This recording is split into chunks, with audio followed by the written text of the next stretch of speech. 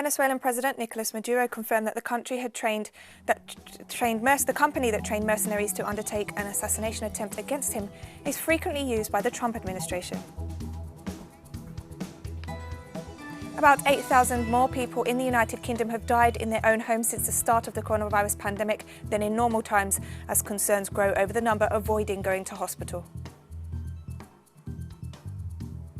Official data has shown that COVID-19 infections among medical personnel in Pakistan have increased by 75%, with over 500 health professionals infected. From the headquarters of Telesur English in Havana, Cuba, this is From the South, I'm Katrina Goss. Venezuelan Vice President of Communications Jorge Rodriguez this Friday shared details of the contract signed to attack Venezuela and overthrow the legitimate government of Nicolas Maduro.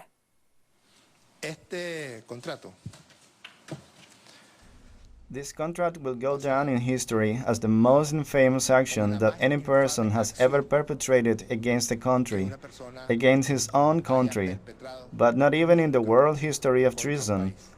Of the many devious actions throughout the history of humankind, had something the likes of this been seen, that a person would dare to sign a contract with a foreign occupying force that covers assassination, the elimination of a constitution, the elimination and abolition of the sovereignty of the Republic, the assassination of political adversaries, including the President of the Republic and leaders of the Venezuelan Revolution.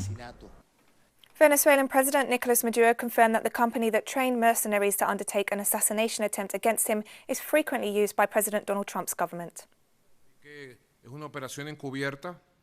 So it's a covert operation, as will be proven and demonstrated, ordered by Donald Trump personally, an operation outsourced to Civil Corp, a Florida-based company which is widely used by Donald Trump and Vice President Pence for different security activities in the United States, supervised and supported in the Colombian territory by Iván Duque, which had a contract, as the world knows, signed by Juan Guaidó, J.J. Rendon, and Jordan Woodrow, which established all the terms and conditions for the payment of over $200 million for the training of mercenaries and the objective attacking President Maduro. That is the truth. And US President Donald Trump, who has repeatedly denied involvement in the frustrated incursion into Venezuela, boasted that if he were to launch an attack on Venezuela, he would do so openly and with an army. Special forces soldiers to go down there who are allegedly attacking Maduro? No, we have nothing to do with it. Ainsley, if I wanted to go into Venezuela, I wouldn't make a secret about it. I'd go in. I'd go in, and they would do nothing about it. Yeah, they would probably send over. more people, right? I would. I wouldn't send a small little group. No. It would be called an army. Will you go and get them? An army. Well, I don't know too much about it. This was a rogue group that went in there. A lot of Venezuelans. I think people from other countries also. Was a group of people that went in. I saw their pictures on a beach. It wasn't led by General George Washington, obviously. This was not a good attack. I think they were caught before they ever hit land. But I know nothing about it. I'd say this, the government has nothing to do with it at all.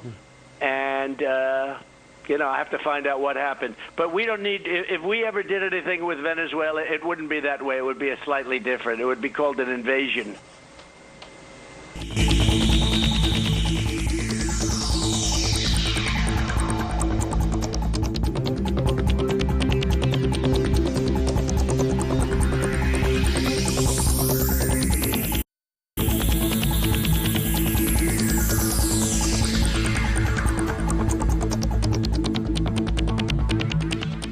Venezuelan Health Minister Carlos Alvarado received another shipment of humanitarian aid from Russia on Thursday. A shipment of insulin arrived at the Simón Bolívar International Airport to reinforce medical care for diabetic patients in the midst of the novel coronavirus crisis. The health minister stressed that an agreement was reached with Russia not only for the acquisition of the medication, but also for assistance to manufacture it in Venezuela. He pointed out that a further 500,000 insulin vials were set to arrive on Friday for a total of 800,000. The shipments are part of a $5 million contract under the cooperation agreement with Russia. Various studies have predicted that Brazil is set to become the next global epicenter of the COVID-19 pandemic. Brazil now has the 8th highest number of confirmed cases in the world, but experts have warned for months of massive underreporting in the country. Using data from the Health Ministry, researchers from several Brazilian universities estimate that the real number of infections is somewhere between 1.6 and 2 million, instead of the official tally of over 141,000. Meanwhile, local governments in Brazil have warned of a lack of medical supplies to face the health crisis, while President Jair Bolsonaro continues to insist on lifting any restrictions and reopening the economy.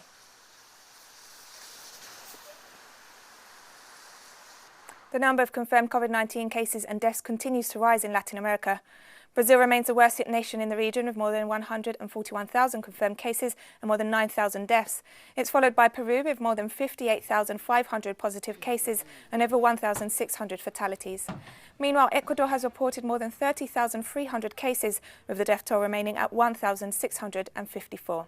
They're followed by Chile, Colombia and Argentina as the countries with the highest number of positive cases in the Latin American region. And the number of confirmed COVID-19 cases and fatalities also continues to rise across the Caribbean. The Dominican Republic remains the worst hit nation in the region, with more than 9,000 confirmed cases and 380 deaths. It's followed by Cuba with more than 1,700 positive cases and 74 fatalities. Meanwhile, Jamaica has reported a total of 488 cases, but no further fatalities have been registered in recent days, with the death toll remaining at 9. They're followed by Martinique, Guadeloupe and Haiti as the countries with the highest number of cases reported in the Caribbean region.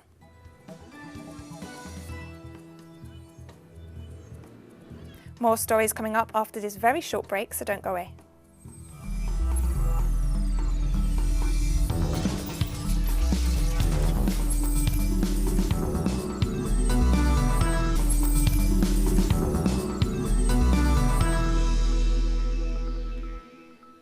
Welcome back to From the South. About 8,000 more people in the United Kingdom have died in their own homes since the start of the coronavirus pandemic than in normal times, as concerns grow over the number avoiding going to hospital. Of that total, 80% died of conditions unrelated to COVID-19, according to their death certificates. Doctors' leaders have warned that fears and deprioritisation of non-coronavirus patients are taking a deadly toll. The United Kingdom continues to be ranked 4th in the world in terms of the number of coronavirus cases reported at over 211,000, while its COVID-19 death toll of more than 31,000 is the second highest in the world, only surpassed by the United States. England leads the figures with more than 66,000 cases, followed by Scotland, Wales and Northern Ireland. France will gradually end its lockdown from Monday, May 11th. However, French authorities announced that some restrictions will remain in place in the Paris region, where the novel coronavirus continues to spread. It is in the long term that we will succeed in controlling the circulation of the virus and the epidemic. I am confident that we will collectively demonstrate this discipline and responsibility.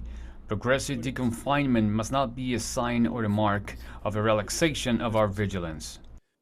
On May 11, therefore, 400,000 businesses will reopen. 400,000 businesses representing 875,000 jobs, 77,000 hairdressing salons, 33,000 clothing shops, 15,000 florists, 3,300 booksellers will reopen, and social and economic life will be able to restart. The Spanish government has refused to grant permission to the Madrid region to loosen its coronavirus restrictions. The Spanish Health Ministry said the area in and around the capital was not yet ready to move to the next phase of the escalation of the lockdown. The decision came just 24 hours after the regional public health director resigned over the Madrid government's bid to loosen the lockdown from Monday, stressing that the move was not based on health criteria. Deputy Prime Minister Pablo Iglesias accused the region's Conservative president of playing with people's lives for political ends. Meanwhile, Barcelona's beaches opened for a short time from 6 a.m. to 10 a.m. on Friday to allow people to swim and jog. The COVID-19 death toll in Spain has risen to over 26,000, while the number of diagnosed cases has reached more than 260,000, the second highest number in the world. This Thursday, May 7th, marked the first time since February 28th that the Chinese mainland reported 0 imported cases of COVID-19. Chinese health officials informed that the number of current infections has dropped to 260, the lowest figure since January 20th. In total, China has reported almost 83,000 cases, while the death toll stands at over 4,000. Authorities have noted the country will continue to support the WHO's global initiative to develop a vaccine against COVID-19. During a top-level meeting chaired by President Xi Jinping, it was stressed that China will improve its capability in terms of responding to major public health emergencies based on the experiences gained during this pandemic. And meanwhile, the China Manned Space Agency has confirmed that the country's new prototype spacecraft, launched on Tuesday, landed successfully on Earth this Friday after 2 days in orbit. The new prototype expands the number of crew that can be sent into space from 3 in the earlier model to 6. The news marks an important step in China's ambitions to install a permanent space station by 2022 and send astronauts to the moon.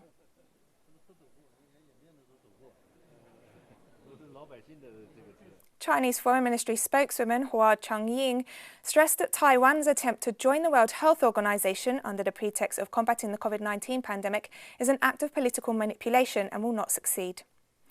Chunying said Taiwan's claim that the WHO should escape from China's control and allow Taiwan to fully participate in the fight against the epidemic was intended to confuse public opinion. She stressed that the United Nations General Assembly adopted Resolution 2758 in 1971, specifying that the government of the People's Republic of China is the sole legitimate government that represents China, and upholding the One China principle and the fact that Taiwan is an inalienable part of the Chinese territory, as has been universally recognized by the international community.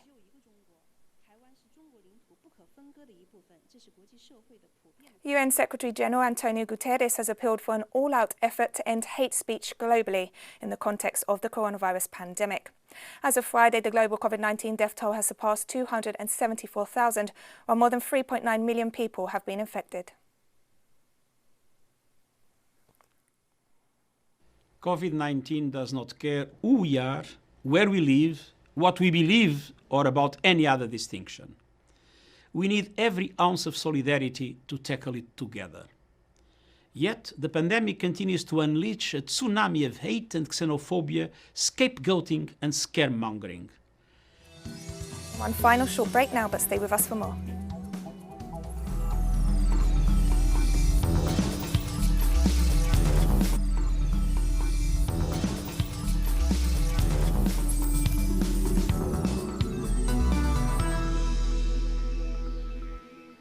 Welcome back to From the South.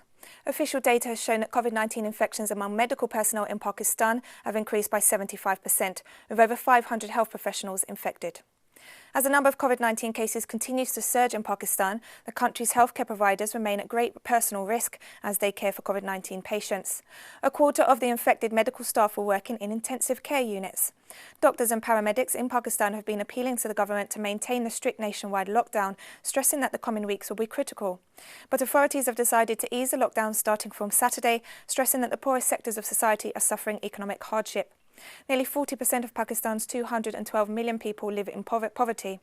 Meanwhile, health officials said the government has to strike a balance between curbing the spread of the virus and fighting hunger in the country.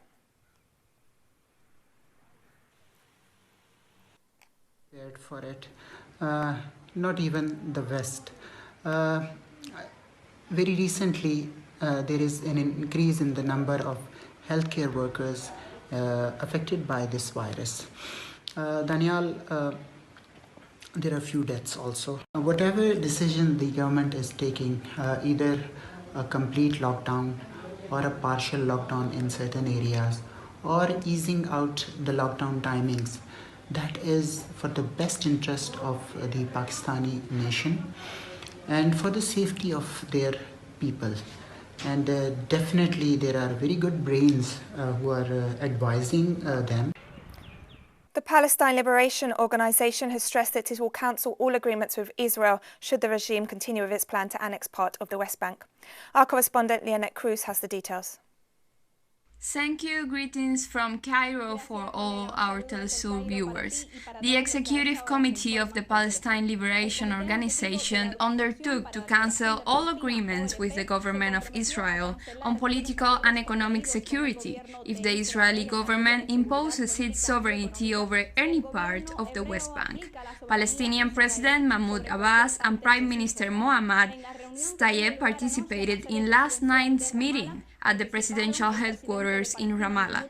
Abbas stressed the importance of the international community understanding the reasons behind the Palestinian government's serious and unequivocal decision to cancel agreements if Israel implements its annexation plan.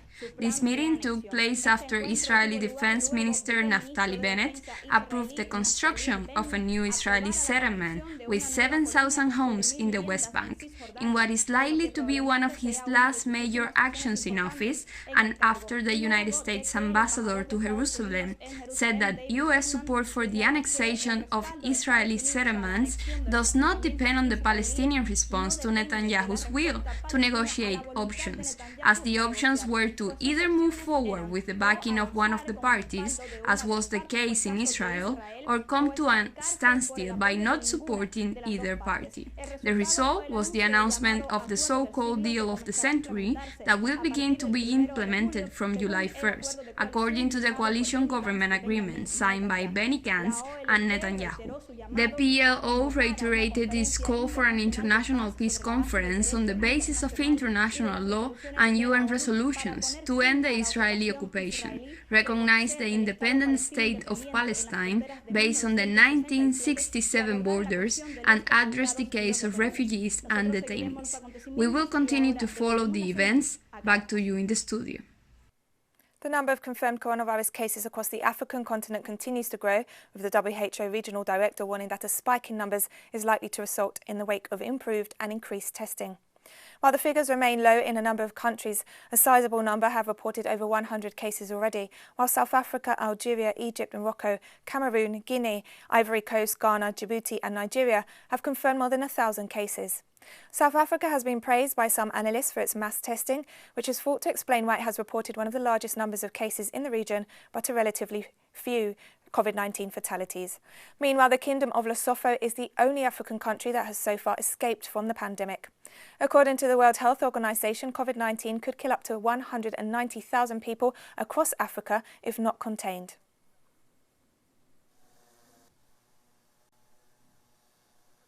And South African President Cyril Ramaphosa has authorised the early release of low-risk inmates to combat the spread of COVID-19 in prisons.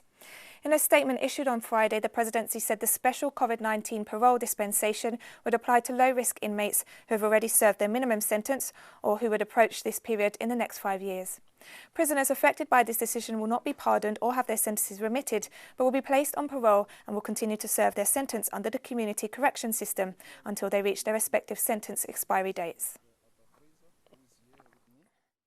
On what types of crimes were committed by these offenders.